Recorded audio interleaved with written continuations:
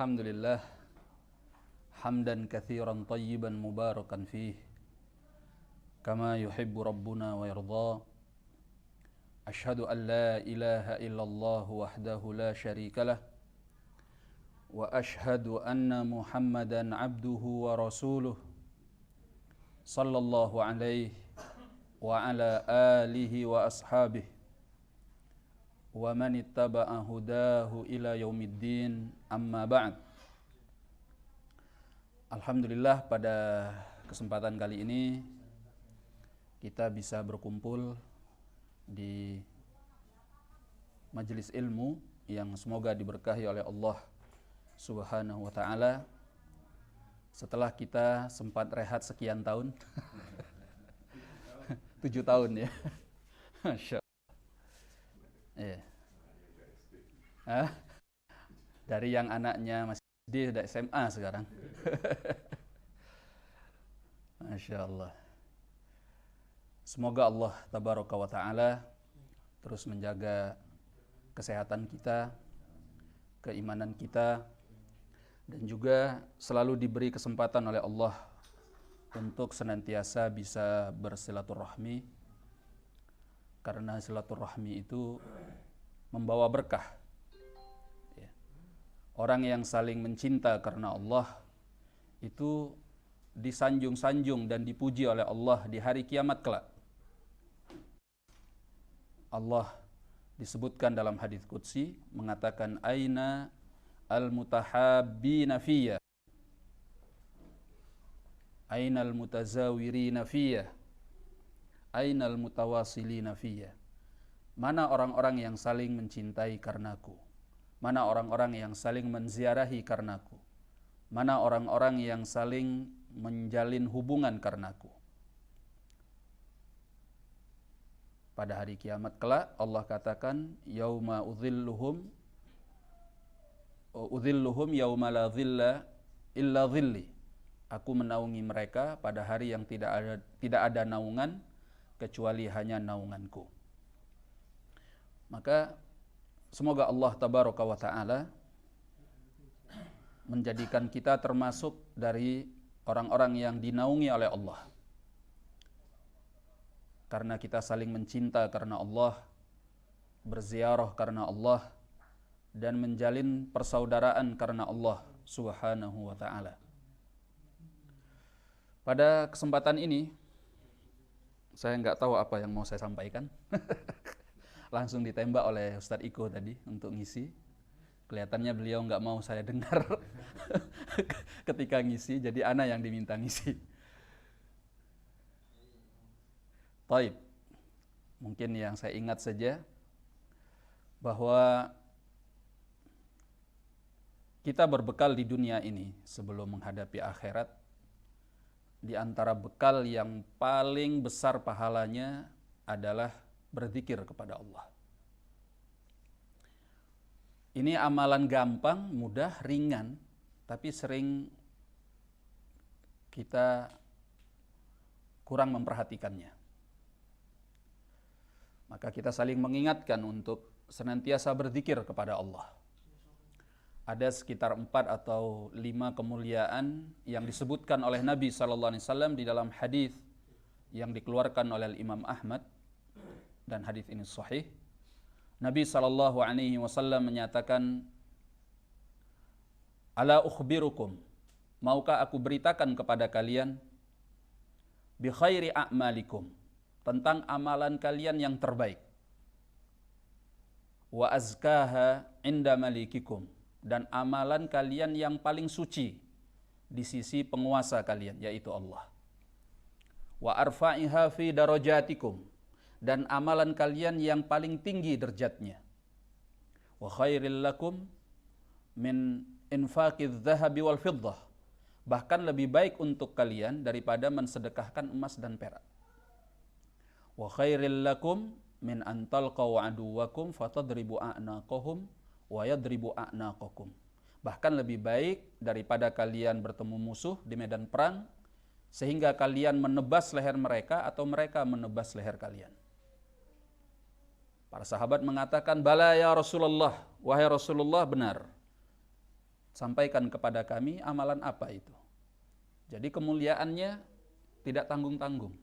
Amalan terbaik, amalan paling suci, amalan yang paling tinggi derajatnya, bahkan lebih baik daripada mensedekahkan emas dan perak, dan juga lebih baik bahkan daripada berjuang di jalan Allah.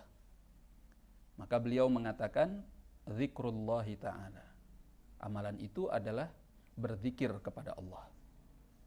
Zikir itu kan mudah. Gak sulit kan? Pahalanya begitu besar karena orang yang berzikir kepada Allah adalah orang yang dimuliakan Allah Subhanahu wa taala. Datang dalam riwayat Al-Imam At-Tirmidzi disebutkan dari hadis Abdullah bin Umar radhiyallahu taala anhuma, ada seorang yang datang kepada Nabi sallallahu alaihi wasallam. Dia katakan, "Ya Rasulullah, inna abwabal khairi katsirah." Dalam sebagian riwayatnya dengan lafaz inna syara'i'al Islam katsirah. Wahai Rasulullah, pintu-pintu kebaikan itu banyak sekali. Dalam sebagian riwayat dia mengatakan, "Ya Rasulullah, syariat-syariat Islam itu banyak sekali. Ya. Wa ana qad kaburtu, dan aku ya Rasulullah sudah tua renta." Artinya nggak sanggup kalau ingin beramal banyak-banyak karena sudah orang tua.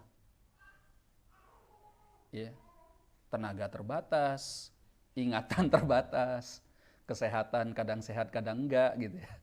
Kena hujan dikit flu. Nah, orang tua.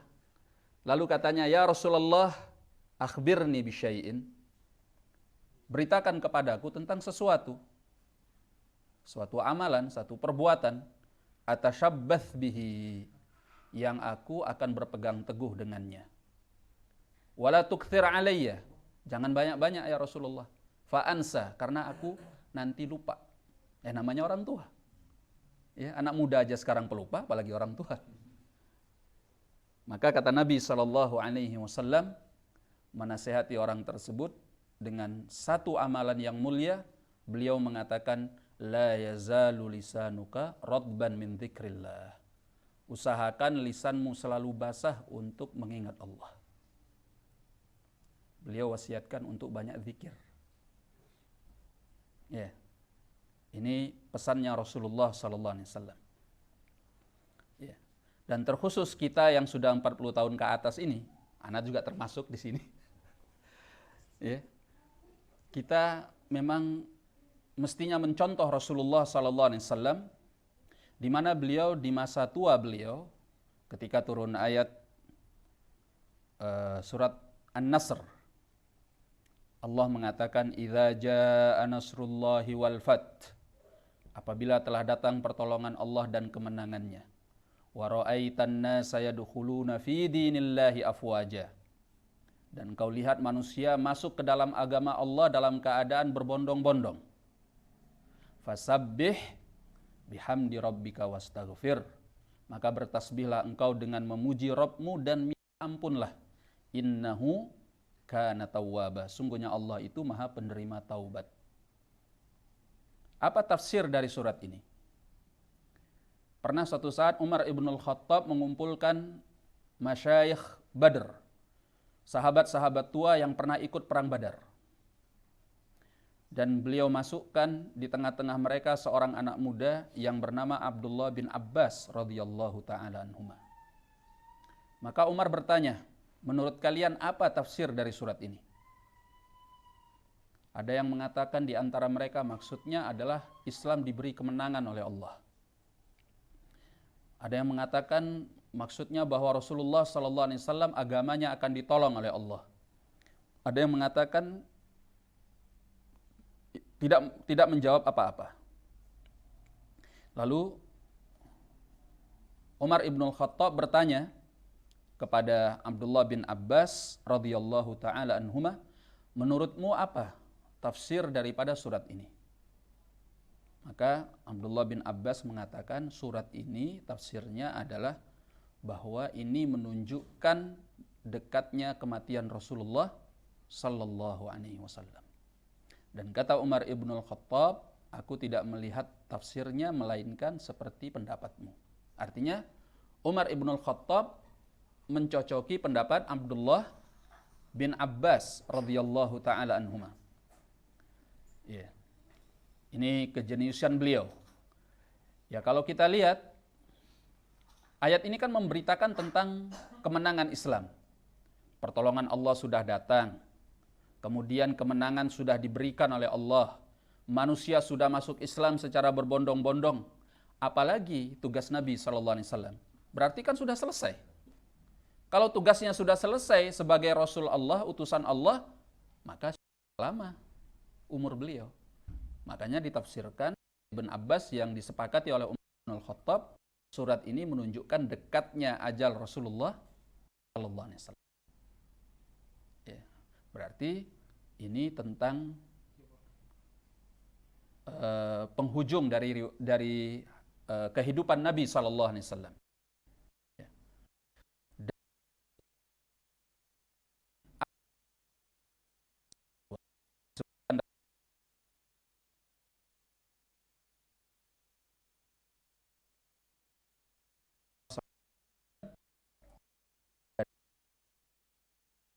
Memperbanyak untuk membaca tasbih dan istighfar, terutama di dalam ruku' dan sujud. Apa bacaan ruku' dan sujud?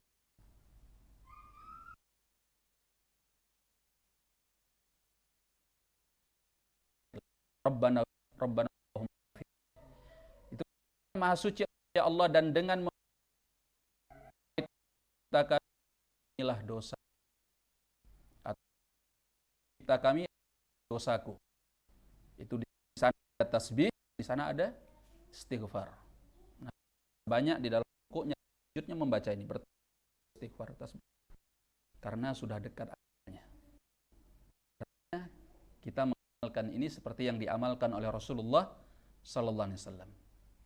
Sebab kita kalau sudah 40 tahun ke atas, biasanya sisa hidup kita tidak lebih lama dari, bukan nakut-nakuti loh ini. Tapi kan kita saling mengingatkan supaya jangan kaget nanti. Ya, karena kapanpun itu mungkin datang. Ya, kita lihat tetangga kita lihat kiri kanan kita, orang yang kita kenal sudah banyak yang pergi, Pak. Ya, ada kerabat dekat kita, ada teman dekat kita, ada orang seperjuangan kita, sudah pada pergi. Dan kita akan menyusul mereka. Apa yang sudah kita persiapkan? Maka amal yang paling bagus diantaranya adalah berzikir kepada Allah. Ya, lebih banyak zikir untuk memperbesar perbekalan kita di sisi Allah Subhanahu wa Ta'ala. Nah, datang dalam Sahih Al-Bukhari dari hadis Abi Hurairah radhiyallahu an, Nabi sallallahu alaihi wasallam pernah didatangi oleh beberapa orang dari kalangan fuqara wal masakin. Ya. Orang-orang, istilahnya sekarang orang-orang kiri, orang-orang gak mampu. Mereka curhat kepada Nabi sallallahu alaihi wasallam. Ya. Yang jelas curhat mereka tidak seperti curhat kita. Kalau curhat kita memusingkan urusan dunia. Ya, galau karena urusan dunia. Ada yang usahanya nggak jalan, ada yang terhutang di mana-mana gitu kan. Ada yang kasus dengan istrinya, macam-macam. Ya. Tapi curhatnya para sahabat tentang akhirat kepada Nabi SAW.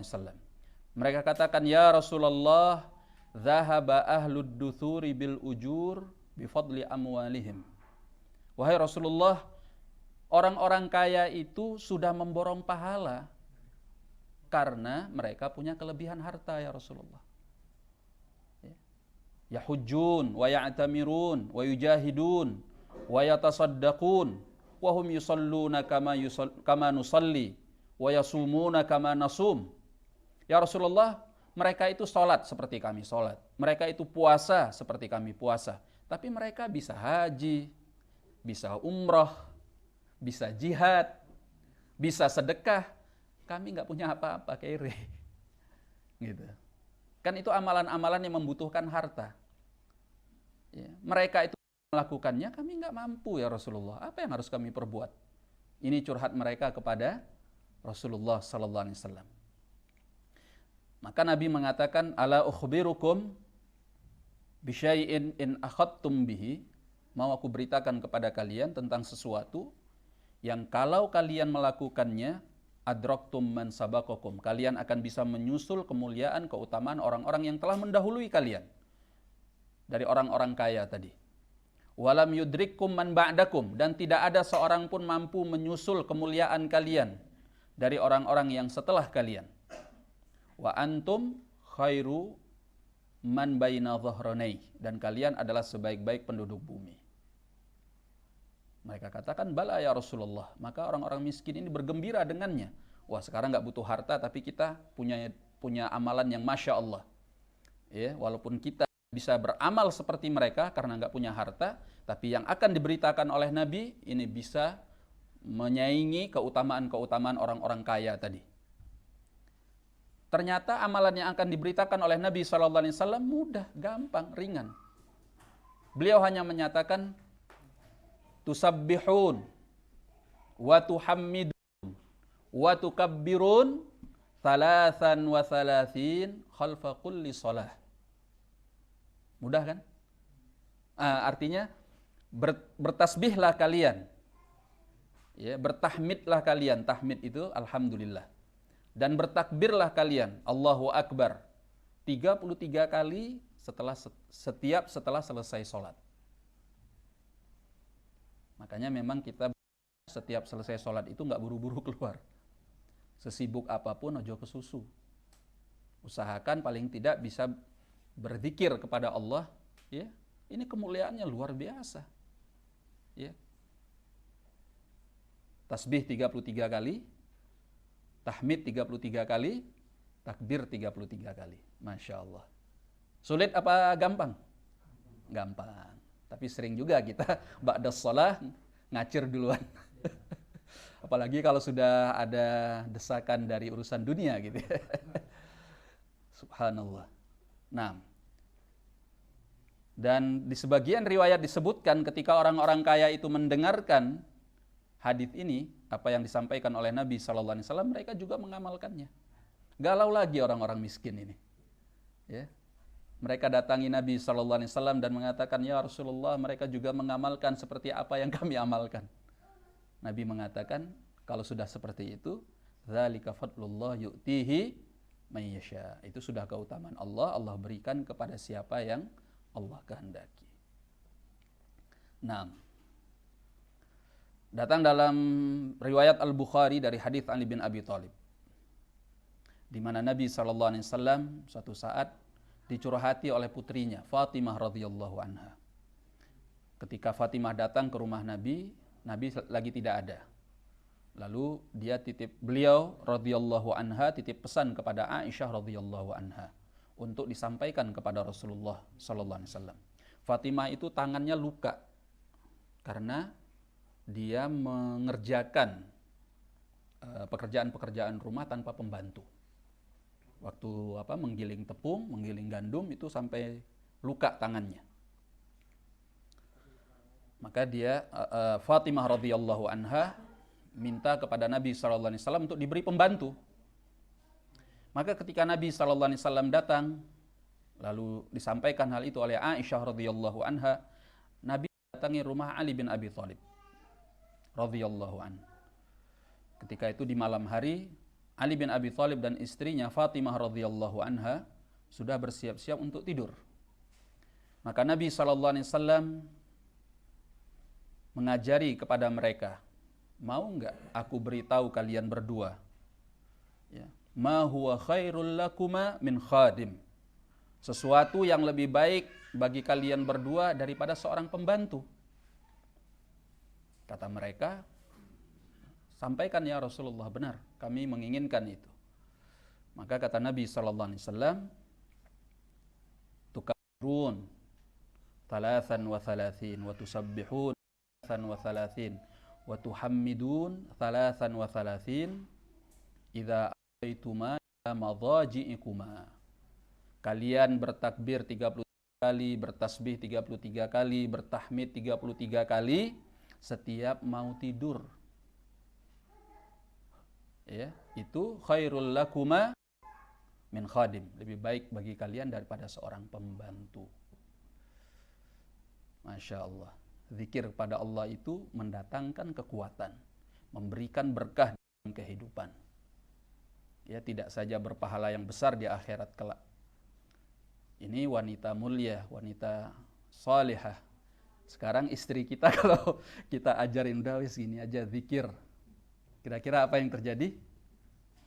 Waduh, ya sembuh wis. Ya, kalau wanita salihah diajari zikir, manut. Kalau sekarang bisa bubar gitu. Diomelin semalaman itu. Masya Allah. Nah, ternyata zikir itu pengaruhnya besar, ya, mengingat Allah Subhanahu wa taala. Taib. Dan kita kalau enggak zikir, berkah kita di dalam hidup pun diangkat oleh Allah Subhanahu wa taala. Ya. Yang menemani kita kalau enggak zikir siapa? Syaitan. Kalau dari hati kita hilang atau lenyap ingatan kepada Allah, maka yang muncul adalah hembusan-hembusan syaitan. Makanya dalam surat An-Nas apa yang kita baca? Qul a'udzu birabbin nas, malikin nas, ilahin nas, min syarri al-waswasil khannas. Kita berlindung kepada Allah dari keburukan setan yang disebut dengan bisikan-bisikan syaitan yang disebut dengan al-khannas. Dalam tafsir Ibn Abbas disebutkan bahwa al-khannas itu kalau seseorang dzakarallaha ta'ala maka dia bersembunyi. Ikhtafa, bersembunyi. Kalau dia lupa dari mengingat Allah maka dia keluar membisik-bisikkan, yuwaswis. Makanya waswasil khannas namanya. Ya. Min jinnati wan nas. Ada yang jin, itu yang enggak kita lihat, ada yang memang kasat mata yaitu manusia yang suka membisik-bisikkan keburukan kepada kita. Entah itu teman, entah itu partner kerja, bahkan mungkin juga istri. Ya, kalau istri kita bukan orang baik, dia yang membuat kita lupa dari Allah Subhanahu wa taala, jauh dari Allah. Nah, maka zikir yang akan menghilangkan syaitan. Oleh karena itu, di dalam Al-Qur'an Allah menyatakan, "Wa may ya'shu an dzikrir rahman nuqayyid lahu syaitanan fahuwa lahu qarin."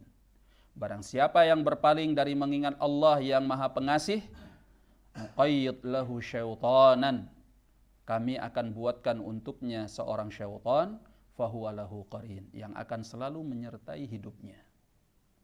Ya, kalau kita enggak bersama Allah, bersama siapa? Bersama syaitan.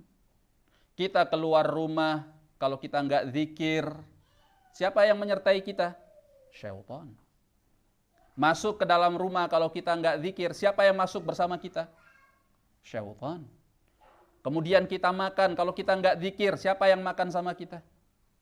Syaitan. Siapa yang minum sama kita? Syaitan. Iya kan? Bahkan dalam hal yang sangat privasi, yaitu kita menggauli istri kita, kalau kita enggak doa, ikut dia, Pak. Ya, ikut dia. Dan itu yang dikatakan oleh Nabi SAW. Dan kalau kita punya anak dari hubungan itu, anak kita dibahayakannya, bisa disesatkannya. Makanya banyak anak-anak durhaka bermula dari cara kita yang mendekati istri, tidak doa. Ya. Makanya kan doanya apa? Bismillah, nggak hafal lagi, waduh jangan sampai nggak hafal. Bismillah, Allahumma jannibna syaitan wa jannibis syaitana ma razaqtana. Dengan nama Allah, ya Allah jauhkanlah kami dari syaitan dan jauhkan syaitan dari anak yang Engkau akan rezekikan kepada kami. Ya. Makanya kalau enggak zikir, hilang berkahnya dari hidup kita. Bahkan dia ikut sama istri kita, coba. Ya. Nas'alullah as-salama wal afiyah. Na'udzubillahi min dzalik. Makanya zikir itu penting sekali di dalam kehidupan. Pahalanya yang begitu besar di akhirat kelak dan berkahnya yang begitu berlimpah di dalam kehidupan dunia ini. Karena kita dijauhkan dari segala kejahatan syaitan. Dengan apa? Dengan zikir. dengan zikir. Nah, di antara zikir yang mudah, yang sangat dicintai oleh Allah, ya, datang dalam hadis Abi Hurairah dalam Sahih Al-Bukhari dan Muslim, Nabi mengatakan, kalimatani khafifatani fil lisan, thaqilatani fil mizan, habibatani ilar rahman, subhanallah wa bihamdih, subhanallahil azim. Ini pendek sekali. Ini tanpa ini zikir apa ya? Zikir yang menembus ruang waktu dan tempat. Artinya kapanpun dan dimanapun kita bisa baca. Ya. Nabi mengatakan ada 2 kalimat yang ringan diucapkan lisan dan berat timbangannya di sisi Allah dan sangat dicintai Allah yang Maha Pengasih. Yang pertama subhanallah wa bihamdih, yang kedua subhanallahil azim. Subhanallah wa bihamdih, Maha suci Allah dan dengan memujinya. Subhanallahil azim, Maha suci Allah yang Maha agung. Daripada bengong, ngelamun, nanti kemasukan jin, atau ngobrol ngalor ngidul nggak jelas, ya, atau apapun kegiatan yang kita lakukan sambil baca subhanallah wa bihamdi subhanallahil azim, subhanallah wa bihamdi subhanallahil azim, masya Allah, ya. Gampang, ringan, tapi pahalanya besar di sisi Allah. Ini zikir yang pertama. Saya akan sampaikan 3 zikir aja yang semacam ini. Yang kedua, Nabi SAW dalam Sahih Muslim dari hadis Abi Hurairah, beliau mengatakan, ahabbul kalami la an aqula subhanallah, la an aqula subhanallah walhamdulillah wa la ilaha illallah wallahu akbar ahabbu ilayya mimma tala'at alaihi syams. Beliau mengatakan, kalau aku mengucapkan subhanallah, Maha suci Allah, walhamdulillah, segala puji bagi Allah, wala ilaha illallah, dan tidak ada sembahan yang berhak diibadahi kecuali Allah, wallahu akbar, dan Allah Maha besar, itu lebih aku sukai dari seluruh isi bumi yang diterangi, yang disinari oleh matahari. Berarti ini amalan yang super, ya. Padahal kalimatnya ringkas saja, subhanallah, walhamdulillah, wala ilaha illallah, wallahu akbar, semua kita hafal. Nah, dalam Sahih Muslim juga beliau mengatakan, ahabbul kalami ilallahi arba', ucapan yang paling dicintai oleh Allah itu ada 4. Subhanallah, walhamdulillah, wala ilaha illallah, wallahu akbar, wala yadhurruka bi ayyihinna bada'ta, tidak akan membahayakanmu dengan yang mana engkau mulai. Ya, bisa dimulai subhanallah, alhamdulillah, wala ilaha illallah, Allahu akbar, atau Allahu akbar, subhanallah, alhamdulillah, wala ilaha illallah. Yang manapun engkau mulai tidak akan membahayakanmu. Artinya boleh-boleh saja. Sama, kemuliaannya sama. Ini yang kedua. Yang ketiga, datang dalam hadis Ibnu Umar radhiyallahu taala anhuma dalam Sahih Muslim. Suatu saat para sahabat salat bersama Nabi sallallahu alaihi wasallam, lalu ada sahabat yang berzikir. Ya, apa zikir yang diucapkannya? Dia katakan, Allahu akbar kabira, walhamdulillahi katsira, wa subhanallah bukratan wa asila. Ya. Allahu akbar kabira, Allah yang maha besar. Dengan maha besar yang sangat besar gitu ya. Allahu akbar kabira, walhamdulillahi katsira, dan segala puji bagi Allah dalam jumlah yang banyak.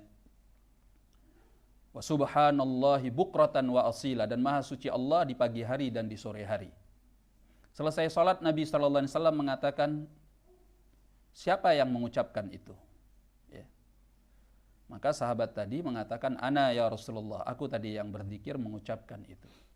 Apa kata Nabi sallallahu alaihi wasallam? Ajibtu laha, aku kagum kepada kalimatmu. Ya, futihat laha abwabus sama, karena kalimat yang kau ucapkan tadi, pintu-pintu langit dibukakan oleh Allah. Artinya turun keberkahan-keberkahan dari Allah. Ya, berarti ini zikir yang luar biasa. Nah, apa tadi? Allahu akbar kabira, walhamdulillahi katsira, Subhanallah bukratan wa asila. Nah, ini zikir-zikir yang bisa kita baca tanpa melihat kapan waktunya dan kapan dan di mana tempatnya. Jadi memperbanyak zikir kepada Allah adalah sesuatu yang penuh dengan berkah. Ya, sesuatu yang penuh dengan berkah. Jadi jangan sampai di setiap hari itu kita nggak pernah zikir. Ya, sibuk aja dengan dunia. Ya, dunia dikejar nggak dapat, akhirat yang kita nomor duakan juga lepas. Ya, padahal amalan-amalan akhirat itu gampang sekali, semacam zikir kepada Allah. Belum lagi zikir pagi dan petang. Banyak kan zikir-zikir yang Masya Allah ya, bisa kita ucapkan. Nah, bagi yang belum hafal gimana? Ya nggak apa-apa dibaca. Ya. Dan diusahakan setiap zikir yang kita ucapkan itu sudah kita ketahui maknanya supaya bisa lebih diresapi. Ya. Mengerti apa yang kita ucapkan itu akan lebih membekas dalam hati dan jiwa kita. Dan kita lihat di sini bahwa zikir-zikir Nabi SAW itu adalah kalimat-kalimat yang lengkap. Ya. Jangan sampai kita berzikir dengan zikir-zikir yang bid'ah. Pertama, yang tidak diajarkan oleh Nabi SAW, kita buat-buat sendiri menurut kita baik. Ya. Lagi kita kaitkan dengan waktu dan tempat. Misalnya kalau mau kebal, zikirnya ini, gitu kan. Mau laris jualannya, zikirnya ini, gitu. Anda tahu dari mana? Tapi kan ini ayat Quran, Ustaz. Ada yang bilang gitu. Ini kan ayat Quran, ya Ustaz. Kalau mau menghilang, zikirnya ini, gitu. Iya. Itu diambilkan dari ayat-ayat Al-Quran, katanya bacaannya ini. Masalahnya memang betul itu ayat Al-Quran, tapi Anda tahu dari mana penggunaannya untuk ini itu dari mana? Ada hadisnya. Apakah pernah dipakai oleh Nabi SAW? Loh, tapi Nabi waktu keluar dari rumahnya ingin hijrah ke Madinah itu, beliau nggak dilihat oleh orang musyrik. Ya, sehingga ayat ini turun gitu. Ya, kami jadikan di hadapanmu ada tutupan, di belakangmu ada tutupan. Ya, mereka melihat padahal mereka buta dan sebagainya. Ya, itu kan ayat bercerita tentang Nabi, bukan Anda pakai zikir untuk hal-hal tertentu yang Anda khususkan tanpa dalil. Gitu. Jadi jangan zikir dengan zikir-zikir yang bid'ah. Ya.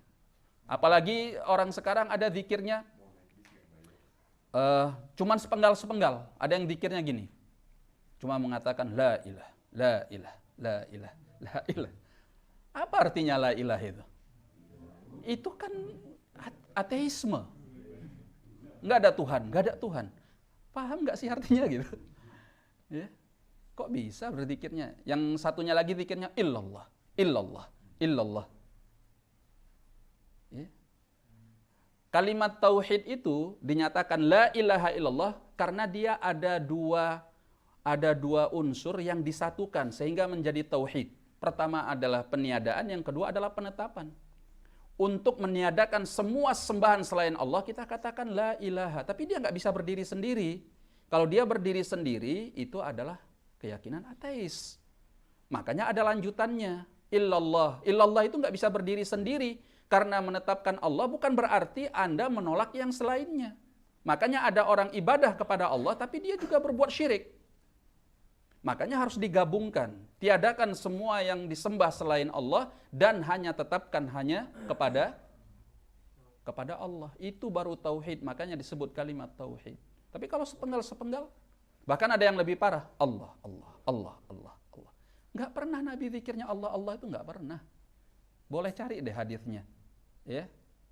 Sampai mulai dari nggak punya jenggot sampai jenggotnya putih semua itu nggak akan bakal ketemu. Ya, Nabi hanya mengatakan Allah, Allah itu nggak ada. Ada yang lebih parah lagi, zikirnya cuma hu, gitu. Nggak ada itu. Ya. Ada yang lebih parah lagi, pernah nggak lihat video viralnya itu? Itu sak masjid orang kayak, waduh, kayak kesurupan semua. Wah, gini-gini. Nggak usah kan gitu, goyang-goyang kepala aja nggak ada dalilnya. Anda mengamalkan sesuatu yang bersifat agama nggak ada dalilnya, dari mana? Ada nggak pernah Nabi, sahabatnya, atau salafus soleh zikirnya sambil goyang-goyang kepala? La ilaha illallah, la ilaha illallah. Dari mana gitu? Bahkan memejamkan mata pun tidak ada syariatnya.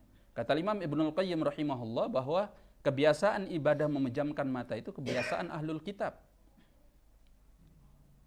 Kita karena kepingin khusyuk sholatnya sambil pejam mata. Gitu ya. Nggak ada itu dalilnya. Itu kebiasaan ahlul kitab, orang-orang Yahudi. Ya nggak perlu menjam-menjamkan mata. Apalagi sampai yang video viral itu ya, wah itu sak masjid kayak orang nari-nari itu. Kayak orang kesurupan semua. Belakangan ini ada juga yang viral, pernah lihat nggak? Orang sholat kayak joget. Jadi semuanya berdiri, ini imam. Ini Ustaz Iko biasanya ngikutin. Ada imam, terus ada makmum, ya. Terus makmum laki, makmum perempuan, itu sak masjid, sholatnya Allahu Akbar, sambil gini-gini. Goyang semua. Waduh, ngalah-ngalahin kayak orang dangdutan gitu. Sak masjid. Subhanallah. Ya. Ini naudzubillah ya. Beramal dengan hawa nafsu ya seperti itu akhirnya. Mengerikan. Baik. Jadi mungkin ini yang bisa saya sampaikan. Yang jelas kita perbanyak zikir kepada Allah Subhanahu wa taala, kemudian berzikir dengan apa yang diajarkan oleh Nabi sallallahu alaihi wasallam. Amalan mudah, gampang, penuh berkah dan pahala besar, yaitu mengingat Allah Subhanahu wa taala. Wallahu a'lam bissawab. Billahi taufik. Assalamualaikum warahmatullahi wabarakatuh.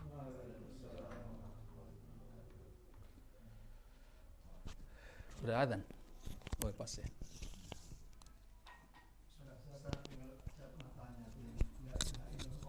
Kenapa? Karena dia itu saking meresapinya jadi pengikut ajaran dah cuma awal-awal kalau sudah saking banyaknya terus la ilaha illallah gitu. Ada ya itu tadi. Karena saking fly-nya dia sampai kayak orang stres gitu. Gini-gini. Ada yang sampai pingsan itu, Pak. Ada yang sampai teriak histeris, gitu.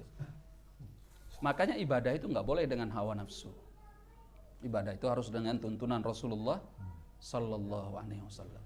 Kalau hawa nafsu yang kita ikutkan akhirnya kita melakukan sesuatu yang bodoh sekalipun, tapi kita nisbatkan kepada agama. Dan ini mencoreng nama Islam, ya. Dan lebih parahnya lagi, orang yang seperti itu bukannya mendapatkan pahala, tapi bisa mendapatkan dosa.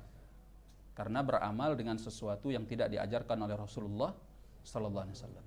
Nah, Ustaz, tadi Umar bin Khattab waktu nanyakan soal tafsir itu, Umar bertanya itu apa dia tahu, apa memang betul-betul nggak tahu? Tahu, Umar tahu. Umar tahu. Makanya beliau ingin menyampaikan itu kepada para sahabat bahwa tafsir dari surat ini adalah ini. Ternyata sahabat-sahabat yang tua itu pada nggak tahu. Yang tahu justru Abdullah bin Abbas. Dan itu memang kemuliaan Abdullah bin Abbas, diberi ilmu lebih oleh Allah Subhanahu wa taala khususnya mengenai tafsir. Nah, karena doa Nabi sallallahu alaihi wasallam, Allahumma faqihu fid din wa 'allimhu at-ta'wil. Allah. Silah Ustaz mau tanya Ustaz, apa namanya?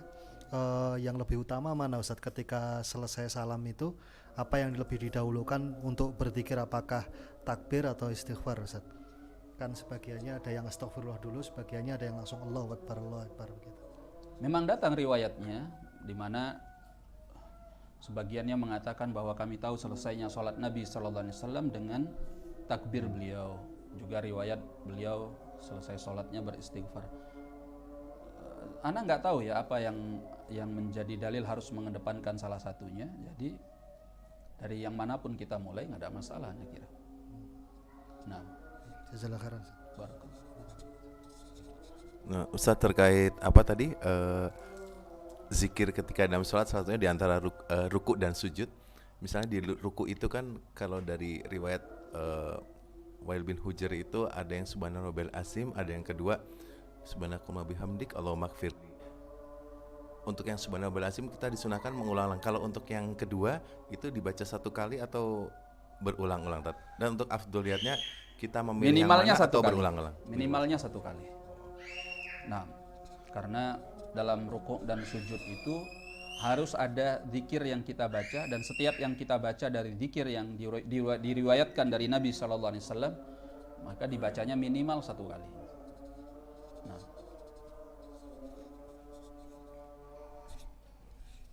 Ustadz mau tanya, ketika bersujud kan perbanyaklah doa. Doa boleh bahasa Indonesia nggak Ustadz dalam sholat?